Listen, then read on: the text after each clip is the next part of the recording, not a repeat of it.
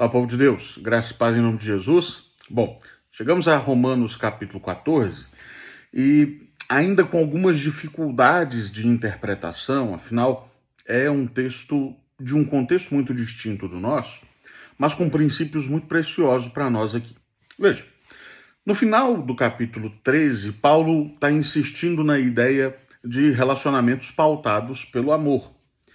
E agora ele continua nessa temática, continua nesse mesmo tom, tratando de questões mais sensíveis.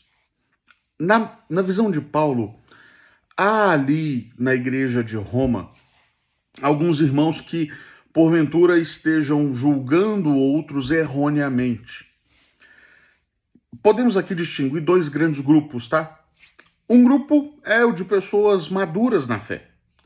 Um grupo é o de pessoas que têm uma caminhada de experiência com Deus, de firmeza na palavra do Senhor e na sua vida com o Senhor.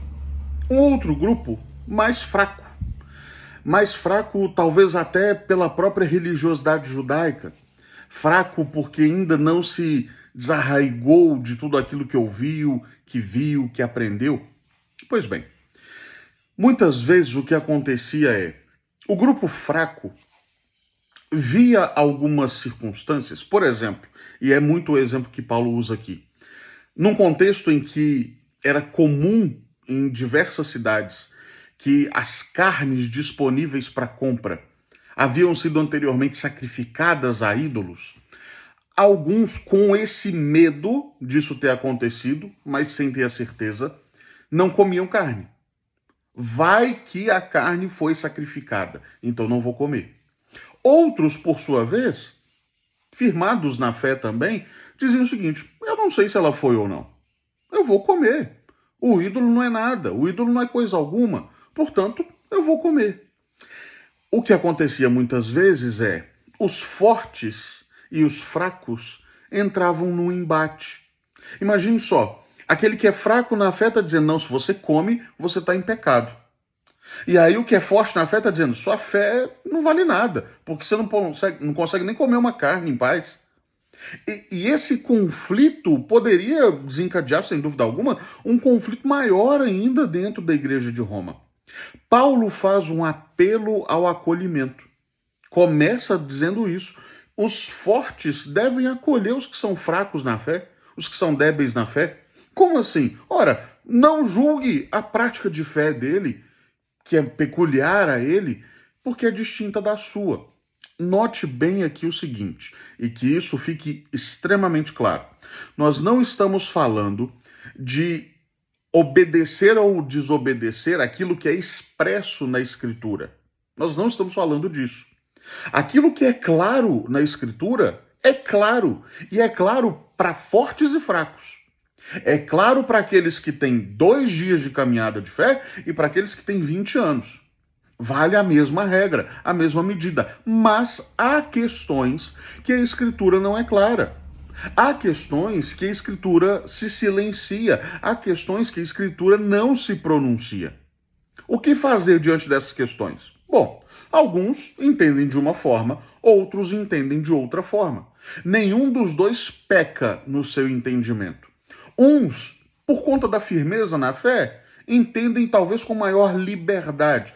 Outros, por conta da própria fraqueza, preferem se travar. É o caso aqui.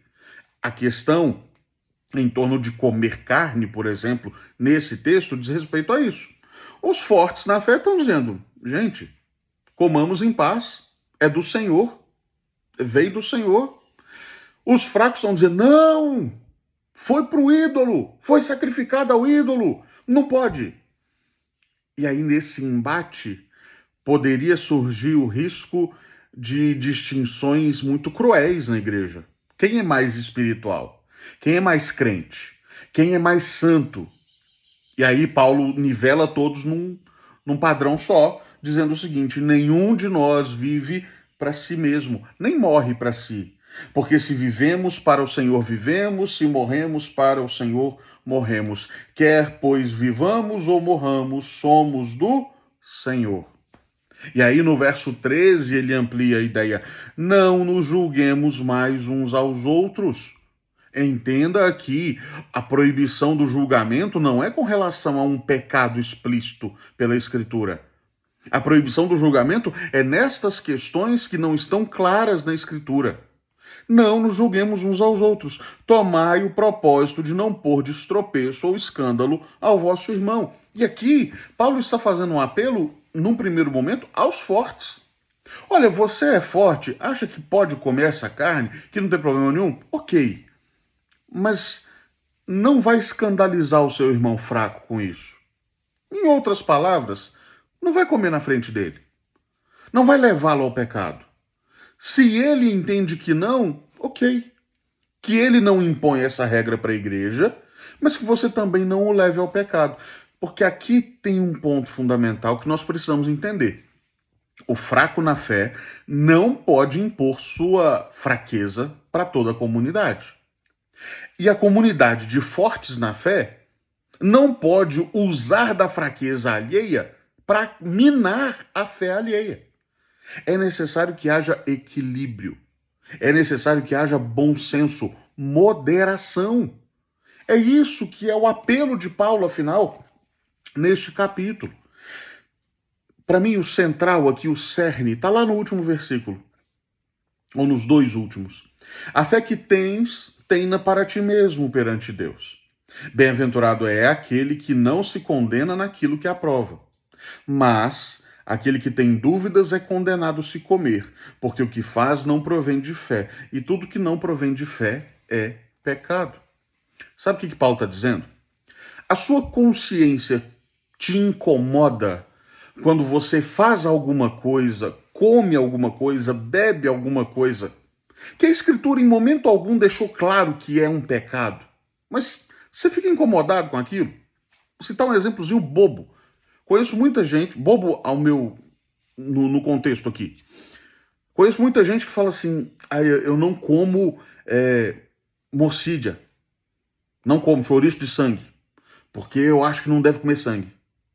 Eu não como frango ao molho pardo, porque eu acho que não pode comer sangue. Tudo bem, não coma. Tá tudo certo. Mas não imponha isso como regra para ninguém. Ah, mas no livro de Levítico... Contexto bíblico.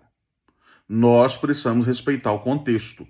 Isso foi lei para Israel, não para nós. Ora, precisamos ter esse bom senso. Se seu irmão, usando esse exemplo que citei, come frango ao molho pardo e não é acusado pela própria consciência, tudo bem. Ele não peca por isso. E que ele possa dar suporte àqueles que são fracos e não comem. Nem por isso ele vai empurrar isso goela abaixo dos outros. Estão entendendo? O ponto de Paulo é: tenha moderação. Se a sua consciência te acusa, não faça.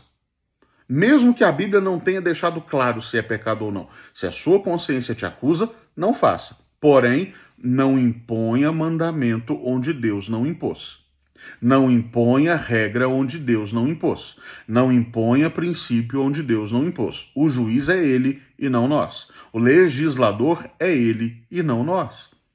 Aos fortes na fé, tenhamos caridade, tenhamos amor para com os fracos e não os levemos ao pecado, não os levemos ao escândalo, não os levemos à fraqueza. E a todos procuremos o caminho da maturidade. O fraco não pode ser fraco na fé a vida inteira. O fraco precisa ser fortalecido. O fraco não pode abusar da sua fraqueza o tempo todo e em tudo, porque tem gente que se apoia na sua fraqueza da fé. Eu sou muito fraco, eu não consigo ser forte. E isso está há 40 anos, isso está errado. Nós precisamos progredir. O forte não arrogue-se de sua fortaleza, de sua força. O forte não se ensoberbeça por sua força. Reconheça que vem do Senhor o seu progresso espiritual. E assim, todos caminhemos em paz e no amor de Cristo Jesus.